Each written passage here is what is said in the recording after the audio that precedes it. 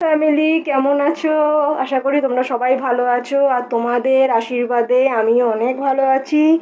তো আর একটা ব্লগ শুরু করছি। চলো, আজকে আমি আমার ঠাকুর ঘরটাকে, যে পুরনো অবস্থা কেমন ভাঙাচোরা হয়ে গেছিলো, সেই অবস্থা থেকে নতুন অবস্থা, একটা নতুন নতুন লুক দিতে চাইছি।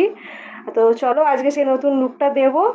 আমি কিছু কাগজ কিনে রেখেছি, ওয়ালপেপার যেগুলো, সেগুলো কিছু কিনে রেখেছি, সেইগুলো হচ্ছে আমি ঠাকুর ঘরে লাগাবো। ঠাকুরঘরের অবস্থাটা তোমাদের দেখাচ্ছি, চলো।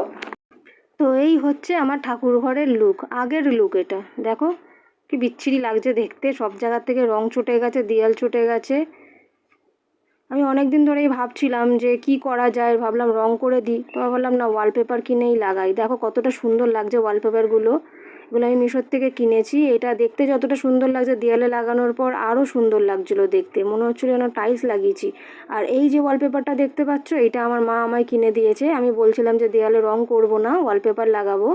তাই মা বলছিলো যে এই কালারটা ভালো লাগছে, এই ওয়ালপেপারটা ভালো লাগছে, এটা দেয়ালে লাগা।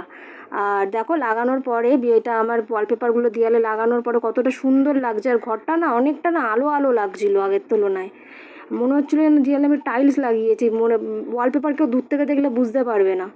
আর এই দেখো, পরের দিন আমি ঠাকুর পেতে পুজো দিয়েছি। দেখো কতটা সুন্দর লাগছে দেখতে, কেউ বলতে পারবে না যে এটা ওই ঠাকুর ঘরটা। আমি নিজেই বিশ্বাস করতে পারছি না যে কতটা সুন্দর লাগছে। আর মনটা না আমার খুব ভালোও লাগছিলো, এত সুন্দর ঠাকুর ঘর। ঠাকুরকে ভালো মতো পুজো দিলে না নিজেরও মনটা ভালো লাগে। দেখো কতটা সুন্দর লাগছে দেখতে। তোমাদের কেমন লাগছে কমেন্ট করে বলো। আমার ভিডিওটা যদি তোমাদের ভালো লেগে থাকে তাহলে লাইক, কমেন্ট আর শেয়ার করে দিও। আর নিজের ঘরের মেয়ে মনে করে একটু পাশে থেকো, আমাকে একটু এগিয়ে যেতে সাহায্য করো।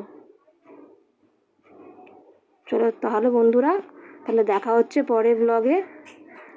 টাটা বাই, তোমরা সবাই ভালো থেকো।